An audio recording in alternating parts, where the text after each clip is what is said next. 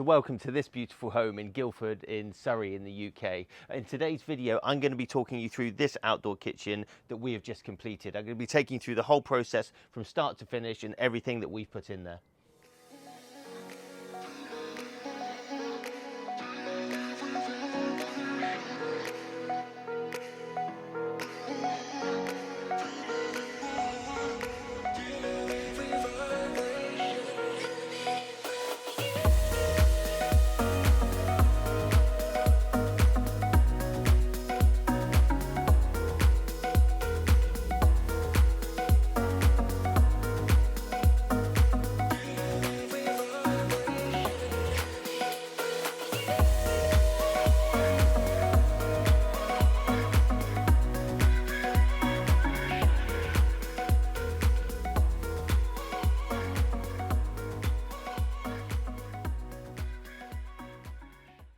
So this is such a lovely house and outdoor space in general. It's got views that look out over the city there. The garden tiers down there. They've got, I just love that they've got different sections in their garden. They've even got a little golf putting section down there, a different area there, different types of flooring. So each area is zoned. The planting is amazing. They've got these tall posts to hold their hammocks. And then you come up to this top terrace here and they've got this polished concrete terrace. And this is where we were given the spec to build this outdoor kitchen. So when we arrived here, obviously there was nothing there. We just had the wall there. And the spec was to try and something that would complement the house really, really well. Now, obviously, this part of the house, which I think was probably an extension, has got this gorgeous cedar cladding on there. So this actually cedar cladding is a lot wider. It's probably about 100 mil or 4 inches wide. So to try and tie into that, we decided to go for a cedar batten. So the battens that we've used on here are 50 mil or 2 inches wide by about 1 inch thick. And you can just see that it's just seamless. It flows really, really well. The cedar, if you know or not anything about it, but cedar over time it'll go like a silvery colour.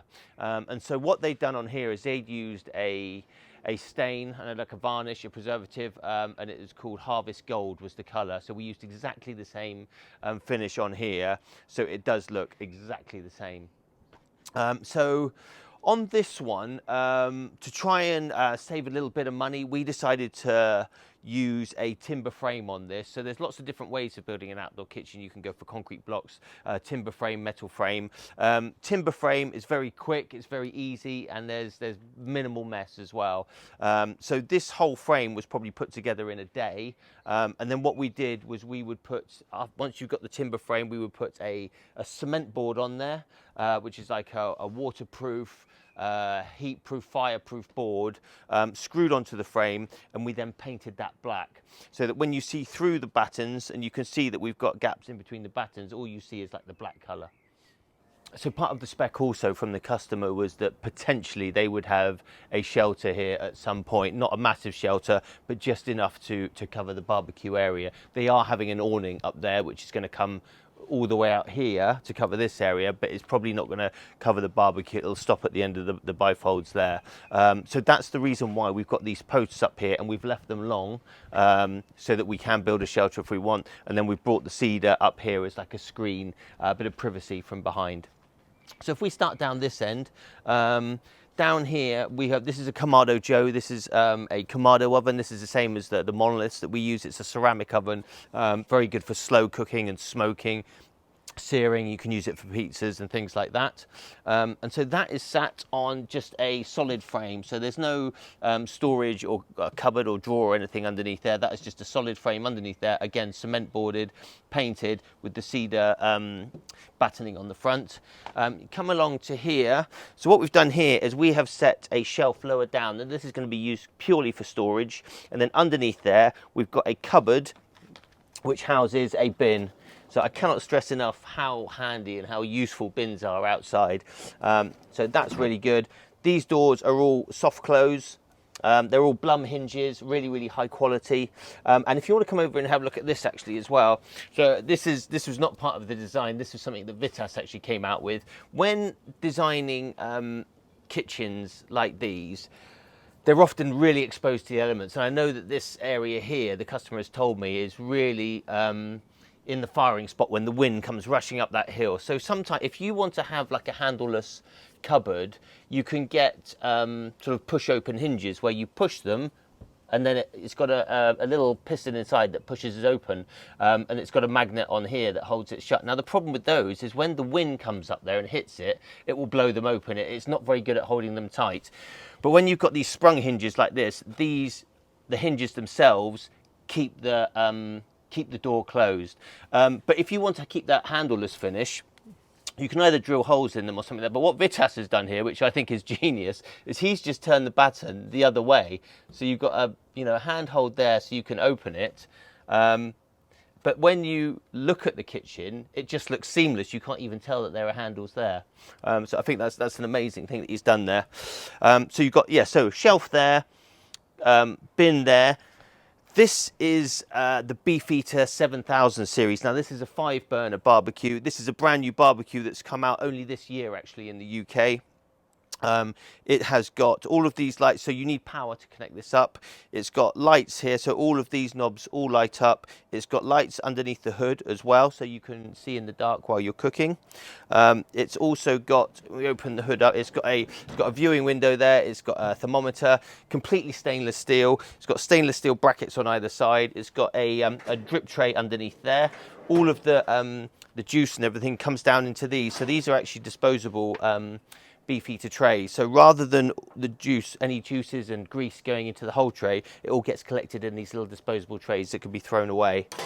That goes under there. So under the hood, we've got these cast iron surfaces. So you've got some griddles there, you've got a hot plate there, you've got vaporizers underneath, you've got a warming rack at the back there, and here you've got an infrared a back burner as well, which is, it has its own burner, and you light that up. So to fire them up, you literally push, turn, and then you can hear it light up there. In fact, if I turn the knob on, you can see when you turn them on, they turn red. So that is the barbecue. That's a really, and it just looks really cool as well. It really is. So this is now the sort of the Beefeater's flagship barbecue. Really, really nice grill. Underneath here, we've got 2 double doors again with the cedar battening. Oh, what we've done on the back here as well is we have used tricoya. So tricoya it's like an MDF. It's like a waterproof. It's designed for outside. It's guaranteed for about 25 years outside. So it's very stable. It doesn't twist. It doesn't warp, and it comes out really well when it's painted. So we've done this so that when you look through, you get some waterproofing, but you just see that black colour. So underneath here, you can see we've just used hit and miss battens underneath there. So that's going to let any water that gets in there go straight through. And it's also going to allow airflow to come through. At the back there, so this barbecue also has been connected via natural gas. So you've either got propane or natural gas. This one is natural gas, and you can see at the back there the connection to take it from the mains gas into the barbecue. These are all soft close as well, all these cupboards. Coming along to the end here, just another bit of surface area there, and then 2 handy shelves. You can never ever have too much storage in an outdoor kitchen, so that's what those are for. Underneath there also you can see is a double socket. The barbecue is plugged into that, and I forgot to mention also that back down here there's a double socket there behind the Kamado Joe, so that will be for, well, speakers or whatever, but you can also, if you've got like rotisseries and things like that, accessories for the Joe, then you can plug them in there. So for the worktops on this one, this is a first for us, a first colour anyway. This is called Decton Danae, I think D-A-N-A-E.